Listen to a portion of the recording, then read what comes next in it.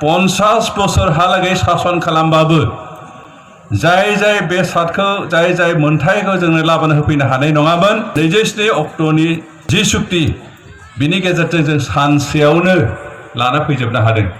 Hello मानगोनां रायजो राजा आरो लोगो नोंथांमोनखौ बे आंनि बस्क' बर' इउटुब चेनेलाव बरायग्रोनानै खुलुमग्रोनाय थाबाय।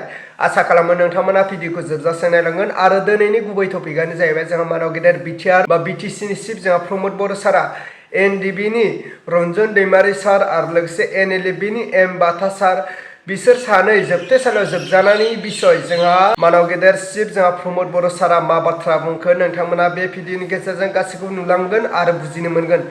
थारैनो जोंहा बिटिआर गोरोबथाया 5 बोसोर जोबनो थांगासिनो आरो बे जानुवारि 27 डेट मोनफैब्लानो जोंहा बिटिआर गोरोबथाया 5 बोसोर जोबनो थांगासिनो आरो जोबगासिनो।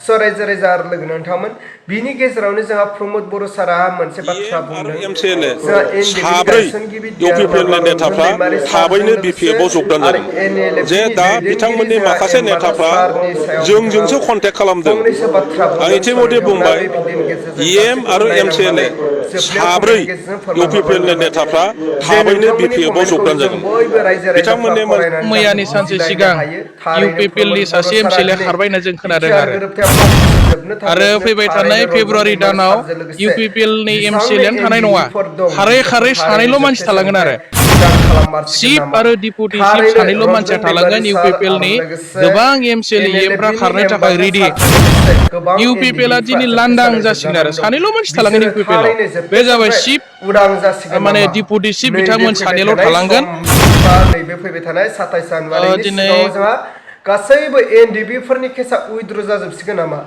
नैबे बाथ्राया बे भिडिअनि गेजेरजों बेरखांदों। अब्ला थारैनो रायजो राजा आरो लोगो नोंथांमोन दिनै जोंहा बिटिआर बा बिटिसिनि जोंहा पलिटिकेल बा इलेक्सन जानो फैगासिनो जोंहा बे इलेक्सननि सिगां जोंहा प्रमद बर' सारा थारैनो रन्जन दैमारिखौ उदां खालाममारसिगोन नामा एनएलएफबिनि एम बाथा सारजों लोगोसे जेसेबांनि एनडिबिफोर दं जोबथेसालियाव बिसोरनि जिउमाया दिनै उदां अख्राङाव फैमारसिगोन नामा थारैनो बिसोरो उदां अख्राङाव फैनानै गावनि गथ' गथाय रायजोफोरजों मोजां संसार जाफैनो हामारसिगोन नामा नैबे बाथ्रा बेरखांदों। स' रायजो राजा आरो लोगो नोंथांमोना नायलांबानो जाबाय जोंहा मानाव गेदेर प्रमद बर' सारनि बिबुंथिखौ। स' प्रमद बर' सारा रन्जन दैमारि सारजों लोगोसे एनएलएफबिनि एम बाथा आरो लोगोसे जेसेबांनि एनडिबिफोर दं बिसोरनि बागै बिथाङा मा बुंखो स' नोंथांमोना नायनानै लाग्रो बिथाङा गुबुन लेंगुवेजाव खालामदों इंलिश टपिकआव स' बिथाङा टपिकखौ खालामदों स' नोंथांमोना थारैनो बुजिगोन होननानै आंबो सानो स' नोंथांमोना फारसेनिफ्राय जोबजासे नायबानो जाबाय।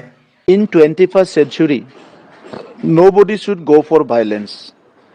Immediate result of violence is destruction. So, when you target to destroy someone, you will be destroyed.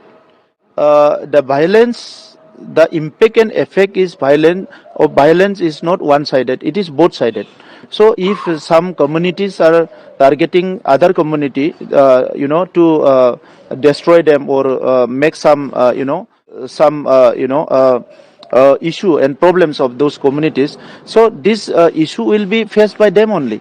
So that's why in this century, my request is we should understand that in last century, if we see in the global level, some countries was against the other countries. Some countries were friend of the other country. Now you can see in another next century they become friends, and those who are friends they become enemy. So what is the point? What is the point? So now in whether it is Manipur or anywhere in the world, I would request those people who are angry. If we see in the global level, some countries was against the other countries. Some countries were friend of the other country. Now you can see in another next century they become friends, and those who are friends they become enemy. So what is the point? What is the point?